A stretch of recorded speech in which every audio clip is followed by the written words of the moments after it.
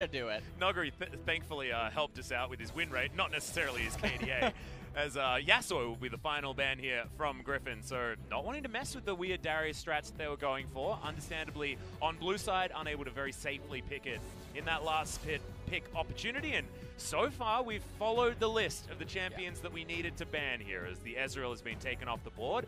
And what I want to point out, Karthus is open. There and so Urgod, Zoe, and I think that the Zoe, the Yasuo ban sort of signifies Chovy may have wanted it. Now there is still counter picks available, but Zoe, she's one of the princesses of mid lane. Not going to call her a queen, even though she is very old. I guess that's kind of weird. It's like a Freaky Friday situation. Yeah, it's one of those confusing things as Keen locks away the Jace almost instantly here as Sivir is taken for aiming. Heavy AD on the Jace and the Sivir. This could be setting up. Oh, I'm getting ready. Oh, man. Oh, you're going to get so baited. You're going to get so baited. And then what kind of bait? Freak is going to pick, like, Lulu jungle or something, and we're just going to lose. We're going to lose LS. I'm going to need to take off my jacket. Well, KeSPA being considered here for Griffin hasn't exactly been the most successful pickup thus far, but it's been picked into a lot of Ezreals and has lost turret at about 13 minutes into the game. So it's not necessarily the best. That was, of course, Kingzone versus SKT earlier on in the week, where Ezreal just ran rampant in every single game. Just disgusting. This time, going to be banned away. So the KeSPA might have a better chance. We saw Kramer for LGD actually destroying IG with the KeSPA pickup as Alistar locked in for Lehends. Do we just pick it right here? I think if they're going to pick it, they need to pick it now. You do have to pick Karthus right here if you're going to try to pick it. It was banned away from Spirit earlier on. That's not him. Oh, man. It's the wrong, well, it's Thomas. Karthus. Yeah, that's the wrong one. We've got Mr. Kench in there instead of Karthus. And look, Kench starts with a K. It's got almost the same amount of letters. Yeah, they probably just made a typo and misclicked. Yeah, but now do we get the Karthus ban? Does the Karthus ban come in here because the Afreeca Freecs are going to take away some junglers from Tarzan? Not quite the champion that Karthus would actually be afraid of, which is a little bit surprising. And now, there it is. You know what? Get up. Yeah, well, I mean, it's not like we're surprised about this one being banned. It was banned in the first round against the Afreeca Freecs in their last series as soon as Spirit was subbed in. Zach going to be taken away from Tarzan here, and certainly has been a champion that's been cropping up in his wheelhouse and does suit Griffin because their lanes play so well around priority and not having priority at the same time. Griffin feels like they just lane very, very well, and they lane safely for Tarzan, so don't give him something that just wants to scale, just wants to play safe, because he will always seem to get to that point. And with the way that the bans are still going, Yorick now banned away. I know a lot of players like to actually take Yorick against Whoa, okay, that's a Skarner. Okay, Spirit, we got the Captain Flower special, as the Scorpion will be making his way onto the Rift for the first time in 2019 in the LCK. And now if you're Griffin, how do you end up wanting to respond to this? I don't think Urgot is that bad of a pick here. I mean, he is still the Urgod. Yeah, I mean, he's the one that hasn't been touched all that much. There he is. So as we're still flexing the Jace here just a little bit between Ucal and Keen if they want to, and it's not exactly the most fun matchup for the Urgot on the top side of the map, but Griffin do have to round out their composition here with the jungler coming in last. The jungle pick, I guess, here is a little bit difficult to try to squeeze in, because you can't pick something like Jin-hyeok into this type of team composition, I don't think. I think On the Hunt really makes Xin-Zhao feel really bad. Yeah. Especially mid to late game, as Nocturne is going to be the choice here for Griffin.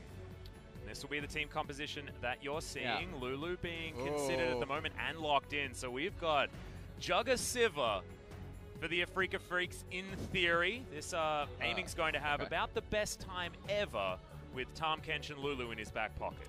Yeah, so this whole composition is basically banking on aiming, and Spirit's one job in the team fight is to bring down Chovy or Viper, and if they can do that, Sivir can just run a field day on everyone. It's definitely very interesting drafts. The Nocturne was really not something that I was expecting when the enemy team still had a pick available in them. They already had the Tahm Kench, they had the Skarner shown face up, and now, well, We'll see. We'll see if Afreeca can actually navigate this composition effectively. I mean, I guess that's the question. This is another one of those comps for Griffin that's relatively slow-moving in the earlier stages of the game, especially based on some of these matchups. Right. I mean, you look at the Urgot and you think there's certainly some priority there, but it's up against a Jace this time around. Zoe going to be relatively nullified into the Lulu, and of course in the jungle, Nocturne's not going to do anything until level 6. So we'll have to see some of this signature reserved play for Griffin at the beginning of this game, and I hadn't even mentioned the bottom lane in Kai'Sa, Alistair that are not going to be doing a whole lot in the earlier stages anyway. So we'll see whether Spirit can get himself around this jungle, get his spires in order, and let's just hope that the Skarner isn't going to be missing his kind, that he's going to be finding his kind and creating some of these ganks around the map. The spires definitely will be interesting. Key points for how they're going to try to move and coordinate around the map and team fight, and definitely in later stages. Jace, Skarner, Lulu, Sivir, and Thomas Kench. This is all the eggs in the Sivir basket. But think about the turbo for the Skarner. He's got an acceleration gate, a Whimsy on the hunt. He can even, like, close distance with the Abyssal Voyage. Like, man, everyone can help this guy go fast.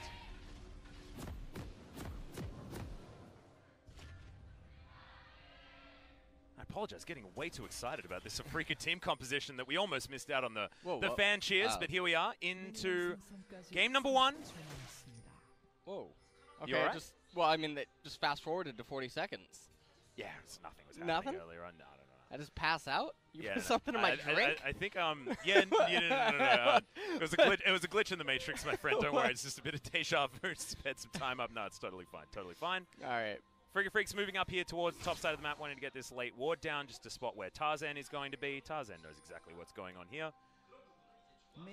And yeah, just a relatively safe opening from both of these teams. Lehends camping out down there in the bottom brush. And early on, I mean, what you're looking to do is Skarner can gank for every lane in theory early on, whereas Nocturne, Tarzan, he doesn't have an obligation to really be anywhere unless it's going to be for a counter or a match gank. Every lane should be self-sustaining, and so if Tarzan ends up starting on his red-hand side jungle, he can just power clear all the way up to the top half of the map, reset yet again, then consume his rubber banded camps once more, and just try to play that game. But realistically, we shouldn't see sparks fly unless Afreeca falls behind, because their team comp won't come online till multiple of the champions have 6, have their first core item. That's when they're looking to get frisky. Yeah, exactly right. So this does give the Afreeca Freecs an opportunity to get some things done. I guess, I mean, if you're looking at Spirit, he's looking for level 6 also, but like you say, Skarner, a little bit more tools in the earlier stages to get these ganks working. Griffin already with a bit of priority down towards the bottom side of the map, shoving this wave in earlier on, wanting to get the Alistair to some relative relevance. Having only headbutt feels pretty bad. At level 1, we're wanting to get these things sorted out, and level 2 is going to be hit. Void Seeker immediately skilled and thrown into aiming space. Already an interesting start by Tarzan. He consumes his red, moves to the golems immediately, and then paths straight to the Scuttle Crab. And so if Afreeca ends up being aware of him, Skarner can then just advance into the left-hand side too, but doesn't seem like Spirit has that intention in mind. And so now what this can end up doing is Tarzan can actually get ahead multiple camps. You can actually see Spirit is very low on HP right now as he's trying to kite the wolf camp. Yeah, he's going to be with a smite very, very soon, but if he uses it on this big wolf, no, not going to. Oh, this is going to be a smite fight. It's going to be a smite battle, and the information is actually given here. Tarzan gets the smite and gets out of there with the blue with extra health after the smite as well, meaning that the Spirit cannot fight back. That was a disaster for the Afreeca Freecs. The Spirit heading towards a 3-buff. He is really far behind right now inside of the jungle, because not only is this going to be a 3-buff, it's going to be both Scuttle Crabs going over to Tarzan, and he's even going to get a little bit more gold to boot because he's going to get the Spires on the left-hand side as well. And so Spirit not in the best of situations. You don't want the Nocturne getting not only a rubber band lead over you, but also just extra camps this early on with nothing happening. And I feel like if Spirit had played that a little bit more cautiously and just thrown his smite out from the brush, tried to collect things, it could have been a very different story, because then it would have been 2 buffs apiece, everything would have been okay, and Tarzan would have wasted a lot of time taking down that blue buff, but doesn't happen in the end, and Spirit is going to be left without any Scuttle Crabs and without any blue buff either. And he has his Predator boots, but you can see that he doesn't have his completed jungle item, so while his sustain inside of the jungle will be relatively okay, he can't really do anything here. Ucal has essentially no mana. Chovy would be the first one to be able to collapse and get priority.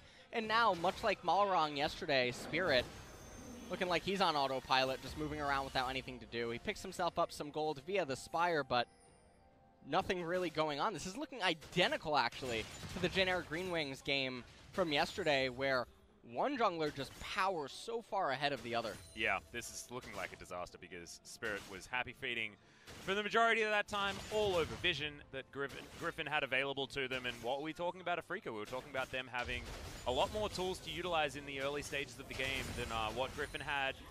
And right now, Griffin not getting punished for any of those choices whatsoever, apart from here on the top side of the map, as Keen has been laning very effectively, even still has his teleport, in comparison to Sword, who has himself a bit of a disadvantage here. So Keen will go back, Serrated Dirk in the back pocket, will continue raining terror on the Urgot, which is a little bit off-brand. I feel like Urgot should be the one raining terror just in general, but not happening this time around. Jace is here, punishing him very, very hard.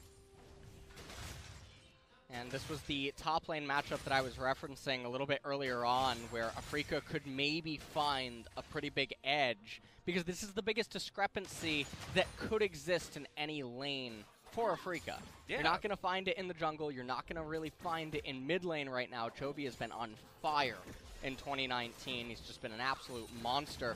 And down in bottom, you don't expect Viper and Lehends to be getting outclassed.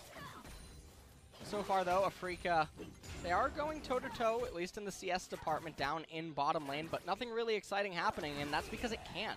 Griffin won't look to do anything unless Afreeca makes really big errors until that Nocturne 6. And likewise, Afreeca can't really look to do anything other than in top lane until Skarner's 6. Well, Tarzan was thinking about coming in and trying to get some stealing done, but he only just had his Raptor camp back up again, so he didn't have a whole lot of extra things to do. Rift Scuttler will be spawning very soon for Spirit. He's going to go back home, grabs himself a Chilling Smite, heading towards his Cinderhulk as item number 1, and Tarzan continuing to get his power farm on. Warrior Enchant almost online. Here for the Nocturne, who's getting dangerously close towards that Paranoia, is Chovy thinking about shooting Ucal with a Super Soaker. Does so, and he's going to win out on that trade even after that extra Paddle Star comes through. And the thing about this is that Griffin rolls like a god as the Scuttle Crab appears on the right-hand side of the map, which is in close proximity to Tarzan getting his red buff. And now Tarzan has 6. He's going to consume his red buff. And even though his bottom lane is resetting, he is in close proximity to gank from mid lane. Skarner, still not 6. Yep, and Spirit desperately trying to find any camp available on this map, even going to be venturing into the blue side jungle of Tarzan, but there is nothing here. Oh, Gromp does actually finally respawn. Spirit thinking about trying for a gank attempt up top side, but this wave, of course, is getting shoved all the way in. Good ward there for Spirit. Spots Lehends making a rotation up, which means that Keen gets all the information to back away.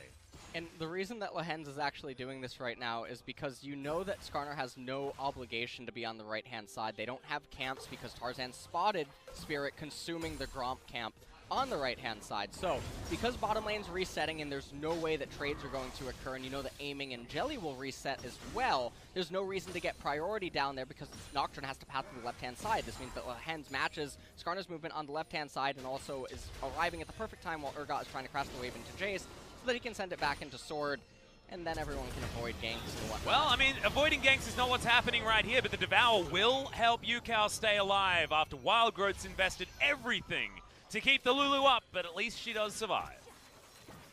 She goes down, and Skarner and Thomas Kench moving into mid lane right now, but Chovy can't actually see the size of the minion wave. Yeah, he's going to be able to get a plate here as well, split it with Lehends.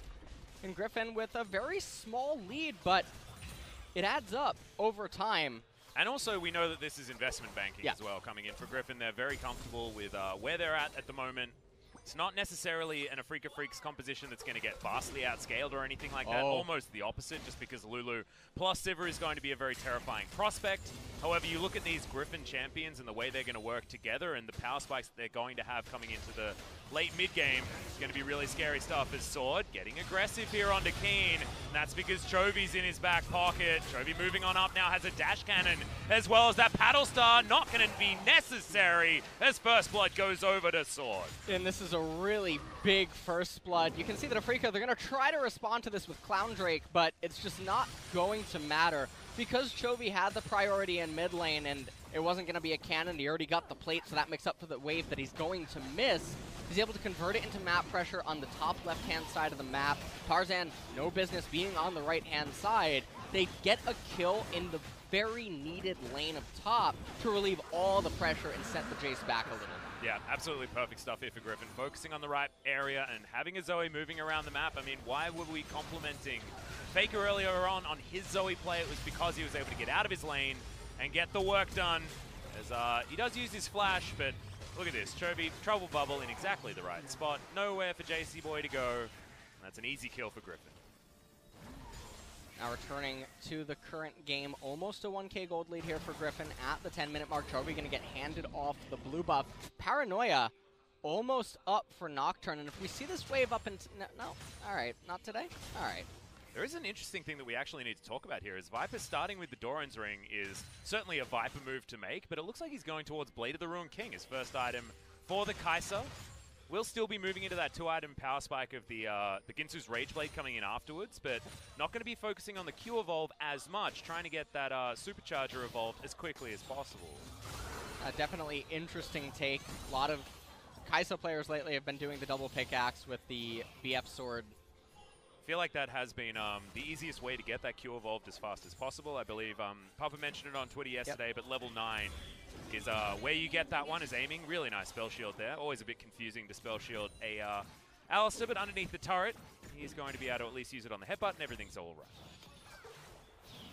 Manages to fade that right there, and this is a round where, misses the bubble. Yeah, not going to find the drop bubble, meaning that at least the Glitter Lance comes out from Ucal and will keep Chovy relatively honest. Not going to be falling down just yet, but will be behind in farm by a couple of waves for Ucal. But not having a lot of priority around this map means that the Afreeca Freecs do have to play pretty cautiously, especially in mid, with Tarzan and Paranoia available. He also has his stopwatch online and a Warrior Enchant. Spirit just sitting on his Predator Boots and a Cinder Hulk. But it is a time where Spirit's Impale will be important, and somehow Spirit's also been power farming enough to get himself a slight level advantage. Which is really surprising considering the opening. Yeah. And how everything unfolded. And when we were looking at top lane after the reset was occurring, when Keen had, that's going to be some poke, but... Yeah, that's a big poke. When we were looking at top lane, Sword had the wave coming into him, and it was set at a time where you knew that Tarzan's red side jungle had all just gone down. And so with Paranoia having come up off cooldown after giving the blue over to Chovy, Chovy could get mid lane priority on left-hand side, and Nocturne could just go back up to top while the waves in front of her got turret. Yeah. And maybe look to put the Jace even further behind because you know you have no business on the right-hand side. We didn't quite see that. Would have been very powerful because it also would have synchronized with Herald's spawn timing. Yeah, and also things were just farming on the bottom side of the map as well. And with no dragons available, 2 minutes on that next ocean, I completely understand Griffin playing around where they need to be and where they're able to be without having any real counterplay available for the Afreeca Freecs. It feels like this game has been more of a brain tease. It's like a game of chess rather than a game of League of Legends at this point, because it's just the pieces being moved in the right spots for Griffin to avoid any undue fuss. That's why it just reads 1-0 and a slight gold advantage, as Griffin will take down Shelly as well. And there's still a minute remaining on the plates. They might just look to try to utilize this in top lane. I actually don't think it would be that bad of a decision, especially because Keen's mana pool is so low despite him having teleport. I think that's what Tarzan wants to do. Yeah, the I feel time like to just do it, throw it's right Shelly now. into it. Yeah, we've got only 40 seconds to go until those plates do come down, and there's so many juicy ones still remaining on this turret. Press the trinket. No? Not today? All right, not today. Not happening. Tarzan's sleeping right now. Hold on. King of the Jungle needs rest too. Oh, there we go. There we got there. All right. Calm down, Mr. LS. Just getting a little bit impatient, my friend. In All goes right. Shelly. We'll be able to grab some of these turret plates. And the spell shield, like you say, very nice. Can it get one more? One more. Oh. No, yes, it did. It did. It got it. Oh, it got it. Yeah, or got never mind. the effect. Yes. So that's a massive win. Huge with one. the Rift Herald. And that means that Griffin will have a lot of control here on this top side of the map as well. Can come back, take down that turret relatively easily. His sword cycles through a clarity up there. That means that he's going to have heaps of mana to try and keep throwing himself into this turret. That last remaining plate not going to be taken down, however. Afreeca Freecs not getting as many plates in the early game as they would have otherwise liked, based on how the lanes were feeling, especially on top side. And with an open Drake coming up, probably not going to be too enthusiastic to just go and capture it. Laning phase is already well past being over. And with, you know, what I was just thinking of, seeing the Rift Herald cast and how much gold it can generate, you know, anywhere from 320 plus on average, it really reminds me of the old dragons. That's exactly that used what to I give said. gold. I said that earlier on in the week, actually, is that now that we've got turret plates, it's like, finally, we've got another objective that just means gold. Right. As long as you use it before 14 minutes into the game. So yeah, no, I'm glad that somebody else has come to that conclusion as well, because it really does feel like that old janky dragon that looked a little bit weird sitting in that pit.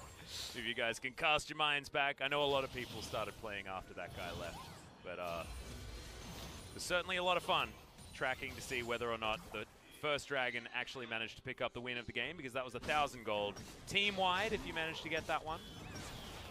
Now you've got fun little stats for everyone, but also fun words for LS to say when Open Drake and Clown Drake are the first two that we have in the game. I don't think Clown Drake is exactly Clown Drake in this game, though, because gotta go fast has been the aim of the game. Gotta go fast into the Death Chamber seems to be where Keen's going, but it's a great stopwatch to deny it from Sword, and the ultimate is not going to come in. Fear Beyond Death, very, very close to being aptly named, but thankfully for Keen, he's going to be okay. He does manage to get away. They do end up trading flashes, and then we saw a ping onto the turret. Now, Keen does have teleport. Not sure if he's going to use it, actually, to try to save this turret. Skarner in close proximity with Predator available, but I think that they don't want to go for it. I'm not sure if they have intel on Nocturne, and I think that that's what they're afraid of, is if you commit to this and then paranoia comes down, you're going to be paranoid. It felt like Spirit realized that if he shows himself topside of the map, then they're giving away a dragon, and with already a monopoly being built on those dragons, even though they may not necessarily be the highest priority dragons, Afreeca not wanting to give away the objective for free, knowing that that top lane outer turret was definitely going to go down one way or the other. Tarzan bottom side, level 9 available for the Nocturne.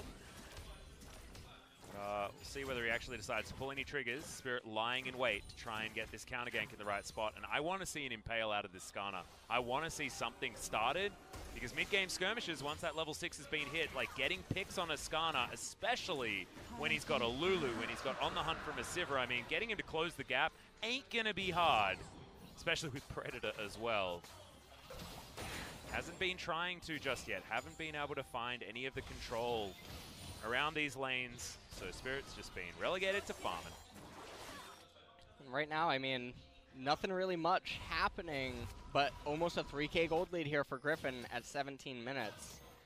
And it's interesting, when I try to break down the scaling on the team composition, Zoe is such a question mark.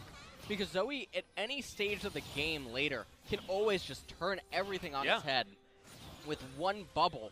And so she's always sort of this outlier when you're trying to evaluate how good is the scaling on a team composition. And sometimes it ends up being a Zoe show where she has to show up so big in order to make up for the lack of scaling on a team comp. And Afreeca, they have the Sivir, they have the Lulu, they definitely have the tools to go late. And so a 3K gold lead, it's not the end of the world, but Griffin is definitely slightly ahead right now. Oh, yes. And I'd probably go, it's a bit of a wash between Kai'Sa and Sivir when it comes to scaling, so that side is going to be absolutely fine, but I feel like Nocturne scales relatively well if in this particular composition, because like you say, Trouble Bubble lands, you throw a Nocturne on top of them, and you got Killer Instinct to follow up. That is a dead person no matter what, whereas on the Afreeca Freecs side, it's looking relatively similar, but it's how do you get Spirit in there to get a meaningful impale before everyone has a QSS and the Skarner becomes relatively irrelevant. Because we've already got one of them coming in here. Viper will be building one as soon as he's done with his core, and that's going to be somewhat soon as well, as Viper has decided to go for this double pickaxe. An extra pickaxe a little bit earlier, but Blade of the Ruin King was where he went instead of the BF sword. So a little bit later, but a lot more utility now available with the extra on-hit damage and scaling health damage for the KeSPA. And, I mean, right now, this is looking very much like a Jin Air game. So I think that Afreeca, they may have had some phone calls in the last. I think I found out who Afreeca's Valentine was. That's what I'm getting from this. Yeah, I'm getting some Gen G vibes as well, actually. It's one of those. Well, that is but that's a worry. That's a worry. Going. We already mentioned the fact that Griffin feels like the longer this game goes, the more comfortable they're going to be. It's just how Griffin play as a team, but it's also how this composition is going to work as well, as Ucal playing a little bit further up than he has been all game, as there's the headbutt after the flash coming in, but there is always the Devourer available. The anti-fun Tahm Kench will always be able to do that, as the beach ball flies a long, long way, but doesn't actually find any joy. And at least, you know, Lehends can have fun with his Hex Flash. And right now, I mean, they did get some summoners, but other than that, not really achieving all that much. We're going to go back into this lull state, although they are getting quite a bit of chip damage, at least, down here on the tier 1 turret. Thomas not quite in range yet. They do have to respect the Abyssal Voyage, and that Skarner could just be on the horizon. And so now, bottom lane, back to being a stalemate. Yep, snooze fest down there. 3,000 gold is still that lead, but I feel like Afreeca have pulled it back just a little bit. But blue buff going to be taken here. That's going to go over to Ucal. Viper with a whole bunch of extra evolutions than you otherwise would have if it's the double pickaxe build that we heard of before. I believe that supercharger has actually been evolved. Blade of the Ruin King and the Berserker's Greaves should get you there. So Viper now going to go back home. We'll see what he can actually purchase for himself now. QSS being picked up. He's going to pay the Skarner tax. An understandable one there as well. It means that he denies a bit of the damage coming in from Ucal as well if the Glitter Lance does come across. But it will put behind his Rage Blade, and putting behind a KeSPA's 2-item spike has always been something that you feel very good about. Right. And now it looks like they're posturing for vision around the Baron. It is only 22 minutes. But with a Blade of the Ruin King and a Nocturne, I mean, they do a lot of damage to a Baron. Yeah. Both of these teams actually are quite good at shredding through Baron. So it's not something that we can just scoff at. Sometimes there's team compositions that effectively tickle it and just can't shred it at all whatsoever. We're talking about the Lissandra and Sion in the same team comp with a Zac jungle. But that's not what's happening. Hey, at least here they in this can game. safely do Baron. Oh, here we no go. one takes damage. And speaking of taking damage, Paranoia, the flash immediately to follow the Skarner, who gets disdained backwards. Does have himself the stopwatch, though, and now Sword could be in trouble. Jelly, with the Devour, gets the Scorpion out of dodge. Is now Keen on the flank, does still have teleport available, so is just down here, taking care of the bottom lane, and Griffin with a bit of biffo there, but not actually finding any joy when it comes to the kill, but they do get the priority on this second Ocean Drake for themselves. They're just teasing us right now. That's all that's happening. Yeah, we're getting a lot of a lot of buttons being thrown out, but just not a lot of results coming in when it comes to the kills. Just that first blood going very easily over to Griffin. Ooh. As Lehends, like we say, does like to experiment with some Hex Flashes. Is Chovy going to use a hijacked one? And, well, at this stage of the game, I mean, let's take a look at the itemization. A Black Cleaver almost completed now for Jace. And I guess if we're talking about items as well, like you were just going to bring up, I mean, what are the item timings that we're looking for if we're thinking about getting an Afreeca victory this game? Are we waiting for 3 items on Sivir and then fight, or is it Ardent Sensor as well on Ucal that we need to get to? Well, I think Sivir is going to end up having to wait for Lulu to get another core item, and I mean, there's no real oh man, well, he's dead. Yep, that's what happens. It just feels real bad if you flash right there. I probably would have flashed over the wall into the Raptor pit, but hindsight is 20/20, and unfortunately for aiming, the panic flash comes in as well as the death. And that's a really tragic death. This does mean that mid turret is gonna take a lot more chip to actually, it's just gonna end up going down, yeah. And this is not what they want to have happening. Sivir definitely wants to be waiting a little bit longer to come online, wait for Lulu to get another item. Afreeca is definitely looking to take fights around the 4 and 5 item mark against this Griffin team comp. And interestingly, because of the way that Griffin's itemized, you can see multiple Quicksilver sashes on their end. They have an Oblivion Orb on Zoe, which even though you could make the argument that it will eventually go into Morellonomicon and that can help stop some of the healing that's present on Afreeca, the Void Staff and Zoe's role inside of this game to just simply outright delete a target, not try to prevent their healing, is infinitely more valuable and more in line with how the Urgot and Nocturne want to play. Yeah, exactly. But also, I don't know, man. I feel like after that one mistake, that might be the pivotal mistake that puts Griffin over the edge. And I know that's so weird to talk about because we're in a meta now where it's all about taking chances. It's all about doing your very best to find, you know, opportunities and make proactive plays. But Griffin still make you feel like you're playing against 2015 SKT, where as soon as one mistake is made, the game is just straight up over. And that might have been what just happened with aiming falling down, because it spelled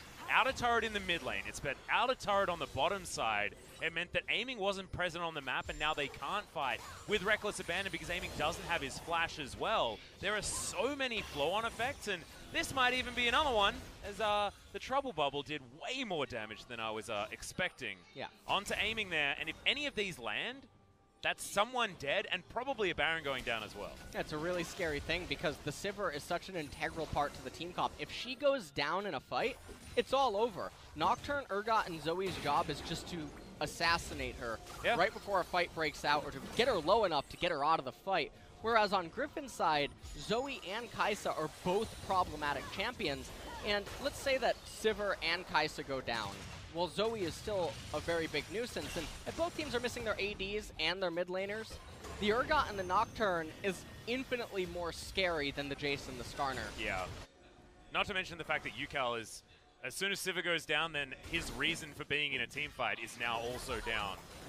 So if the Paranoia does go down and aiming is the one that falls because of it, or even if Chovy just lands a really nice Trouble Bubble like he already has this game, that's when things become a problem, because 5,000 gold is now the lead. Chovy's continuing to be a problem, an issue in this mid lane. He just throws Paddle Stars left, right, and center, creating so much space for Griffin to play in.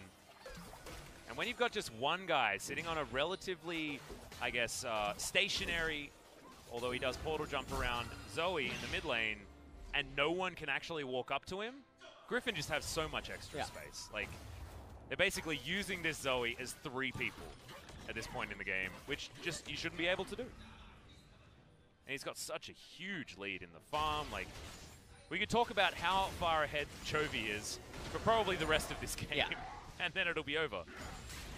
And well, also Keen might be in trouble as well. Yeah, half the health bar now of the Jace. The ultimate is going to land. The Ignite is down, but I don't think he's going to get eaten through with the Fear Beyond Death. What? He just runs up and ignites him. He wanted to get his teleport back, I think is how it was looking. Is okay, not going to get hit by that Trouble Bubble. Gave him a little slap on the cheek. Yep. I'll let you decide which one I'm talking about. All right, so... Oh, that's because he might just be dying here on the bottom side of the map. Spirit does find the Impale, but Sword still gets that kill. And Tarzan, remember guys, he's got a Guardian Angel that he doesn't actually need to use as of yet. Gargoyle Stoneplate there as the Purge gives the shield in for Sword, but he will be taken down. No perfect games available here for Griffin when it comes to these kills, and Afreeca grab their first of the game. And it ends up being a 1-for-1 in the end. Guardian Angel is able to be kept up on Tarzan, which is an objective in and of itself as we're starting to move into the later stages of the game. And Griffin, they're going to pick up themselves an Ocean Drake, and in doing so, they're going to cause another Elemental Dragon to spawn. They're just hoping that they can roll high on the third Drake option being an Infernal. No, it's going to be a mountain. Okay? Calm down here. All right, Hold on. No, it would be a Cloud Drake. Imagine that. No. That's the dream. That's the dream. Oh, it is! Look at me go! See, sometimes your optimism pays off, LS. Darkness clouds me, alright? It also clouds the Afreeca Yeah. Freecs, as this was a Paranoia successfully grabbing a kill on the bottom side of the map, as Keen is being picked on this game. Well, he just ends up getting picked off right there, but at least they, in the end, go 1-for-1. And that's a nice pickup for Afreeca. When you are trying to just hit those later stage items, any sort of trades are normally going to be beneficial for you, more so than the enemy team. Also, now, Infinity Edge is built up for aiming now, so we do have that 3-item spike, can build some utility now. Potentially is Keen. Just going to throw through a Empowered Shock Blast, but it's not feeling too dangerous here, especially now that a really cool hat has been built by Chovy. And the Zoe, these Paddle Stars, you won't need to land a Trouble Bubble for them to just eliminate people. Oddly enough, I mean, the Lulu is going for Death Cap. You can see with the 2 needlessly large rods that are present in the inventory right now, and that strikes me as a little bit bizarre because already the AP that Lulu is going to be able to keep stacking up in this game is naturally going to be stunted because you want to be the more supportive type of build, and I'm wondering where the Ardent Sensor is inside of this build. I would have thought that that would have been item number 3, but instead Ucal probably going to be picking it up item number 4, or maybe not at all. Like, does he go Void Stuff and try to be Battle Lulu? I wouldn't like it, because I feel like you're double dipping a lot more if you go for the Rabbiden's Death Cap into the Ardent Sensor, because yes, you got big AP numbers, but that translates into both utility and both. There's the flash in from Lehends, gets the headbutt back, but thankfully there is a Devour now on top of this Sivir who can get some free hits down, but Chovy finds him in the back line. They eat up the Skarner for breakfast, and Afreeca Freecs. All right. You can't walk into a big old pulverize like that without getting taken down, and Keen wonders where the hell his team's gone. They just got milked. That was how that fight just ended up going. I think this might be... No, they don't have enough minions. It's not going to be the end of the game yet. They don't have a teleport. Well, can Sword actually just tank up these Nexus turrets? Yeah, actually he can. He has Stone Plate. He has the Guardian Angel. Yep, so this much is just armor. the end of the game. As Keen's like, oh no, they brought the minions over to the Nexus. We can't actually do anything. I'm going to have to teleport in and just die. That is the clean ace, and that is Griffin saying no to this game going any longer. I'm getting flashbacks from Jin Air because this is exactly how the games went yesterday. Tons of build-up, lots of scaling, one fight over. Boom. Yeah, that was just absolutely terrifying. And you can see CV Max having a chat to Chovy.